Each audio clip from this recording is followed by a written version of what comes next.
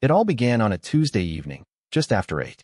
The gym had officially closed, but members with premium access could still use the facilities until 10.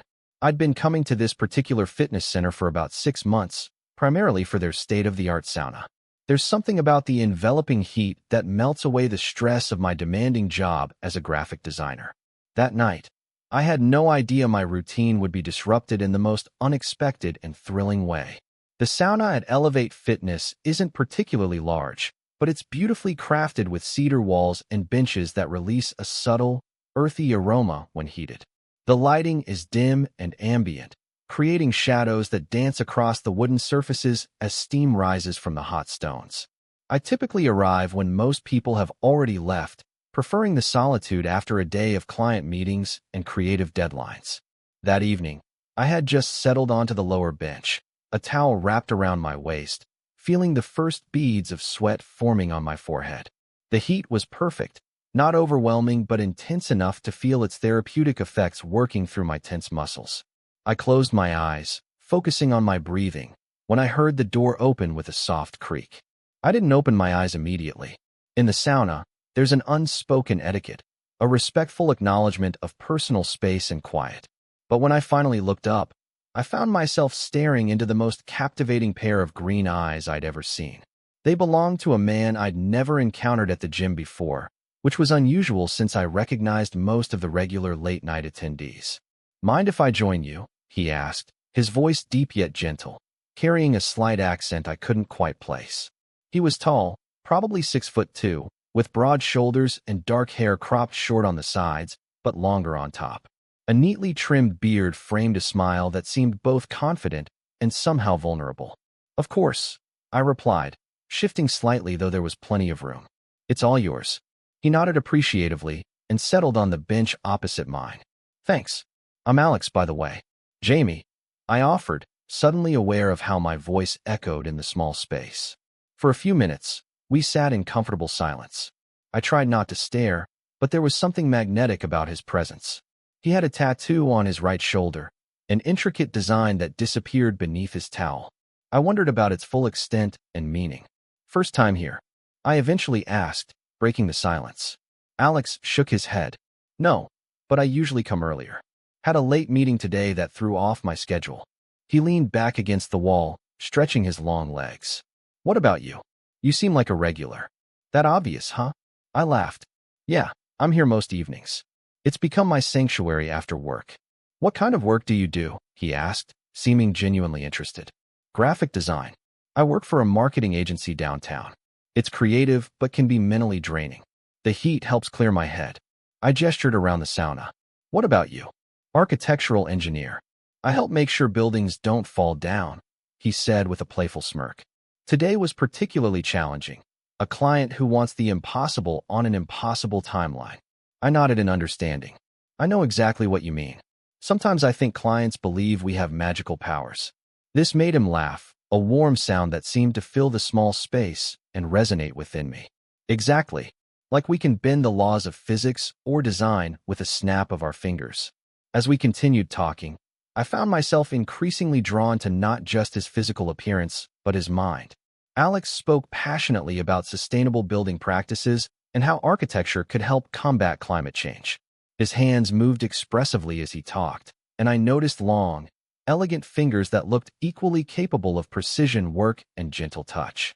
The conversation flowed effortlessly from work to hobbies, favorite places in the city, and eventually to more personal matters.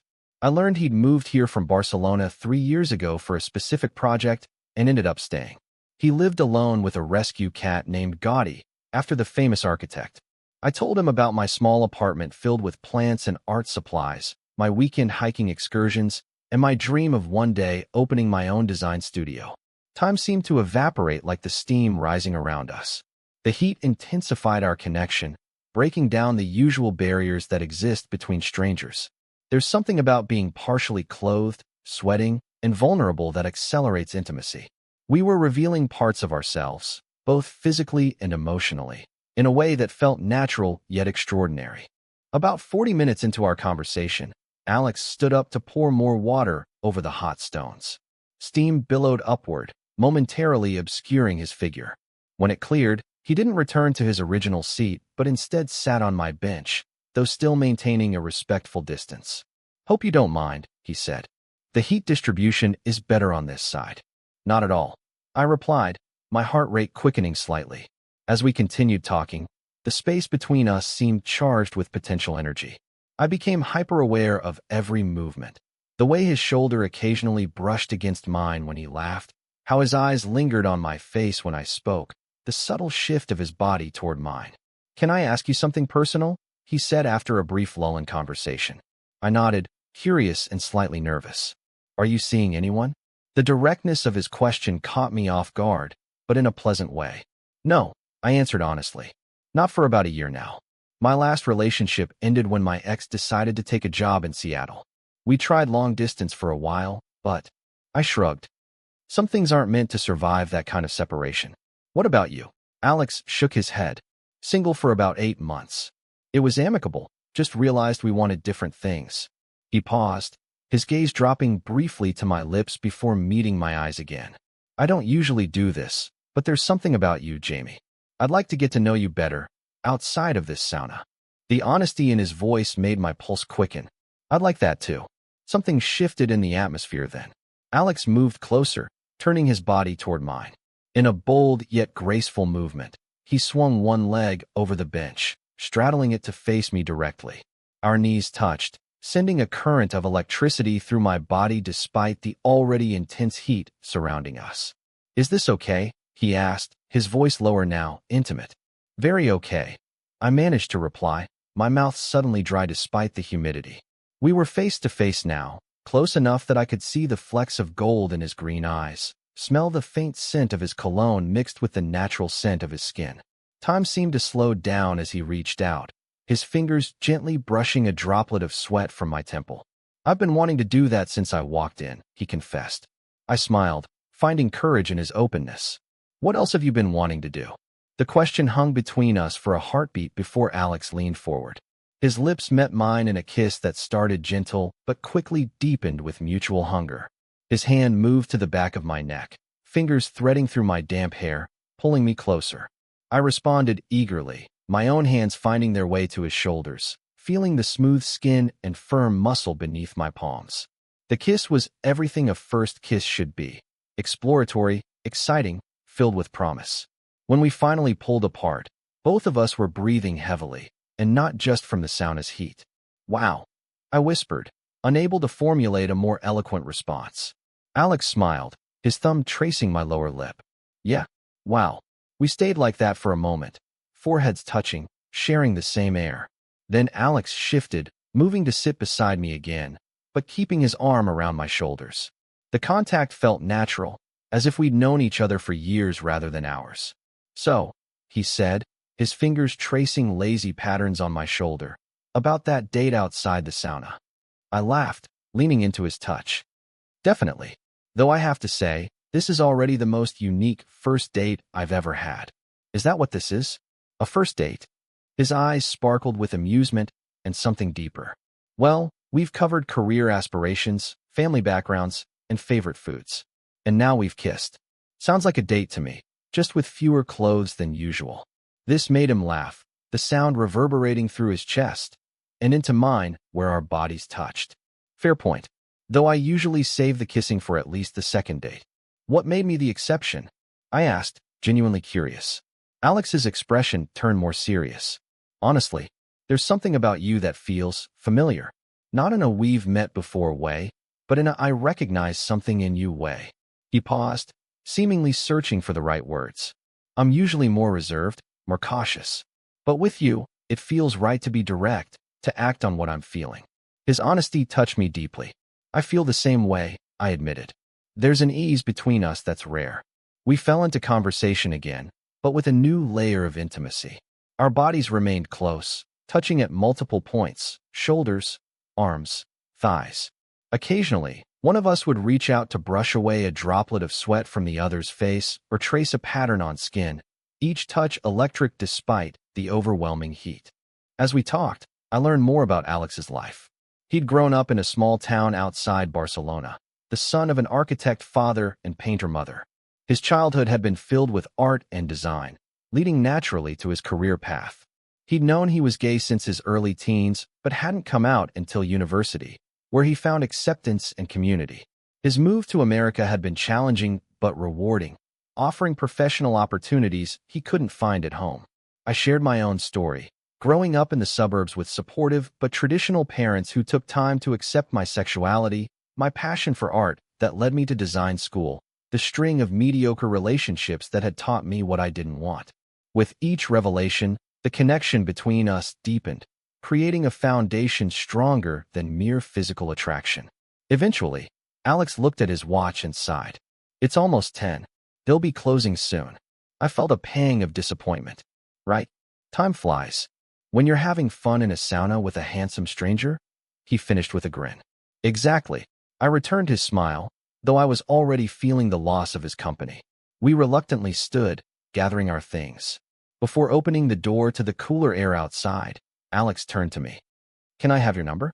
I want to see you again, properly dressed, and in a setting where we're less likely to dehydrate. I laughed, the tension of our impending separation breaking. I'd like that very much. We exchanged phones, entering our contact information. As I handed his phone back, our fingers brushed, and he used the contact to pull me closer for one more kiss. Briefer than before, but no less intense. Tomorrow, he asked against my lips. Dinner. Tomorrow. I agreed, feeling a bubble of happiness expand in my chest. We finally exited the sauna, the cooler air of the locker room a shock to our overheated systems. As we showered and dressed in separate stalls, I couldn't stop smiling.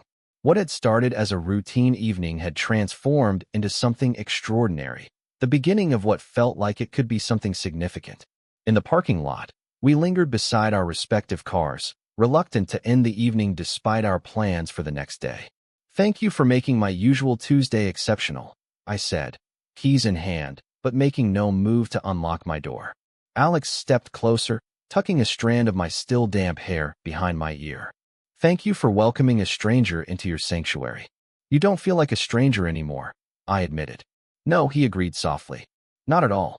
One final kiss, gentle and promising, and then we parted ways, but only until tomorrow. As I drove home, I couldn't help reflecting on the unexpected turn my evening had taken. I'd gone to the sauna seeking solitude and relaxation, but had found connection instead. There was something beautifully symbolic about meeting Alex in that environment. A place of heat and transformation, where impurities are sweated out and one emerges renewed. I didn't know what would develop between us. Perhaps tomorrow's dinner would reveal incompatibilities that weren't apparent in the intimate setting of the sauna. Perhaps the chemistry we'd felt would fizzle in the light of day. But somehow I didn't think so. The connection had felt too genuine, too effortless to be merely situational. What I didn't know was that I would never look at the gym's sauna the same way again. It had transformed from a place of solitary reflection to the setting of one of the most romantic encounters of my life. And regardless of what happened with Alex, I would always remember the night when a handsome stranger straddled the bench beside me and changed my routine in the most wonderful way possible. The next evening, as I prepared for our dinner date, I received a text from Alex, looking forward to continuing our conversation, this time with fewer distractions and more clothes. Though I have to admit, I already missed the sauna. I smiled as I typed my reply. The sauna misses you too. But I'm excited to discover if we have the same chemistry fully dressed as we do in towels. His response came quickly. Only one way to find out. See you at 7. As I set my phone down and continued getting ready, I felt a sense of anticipation and possibility that had been absent from my life for too long.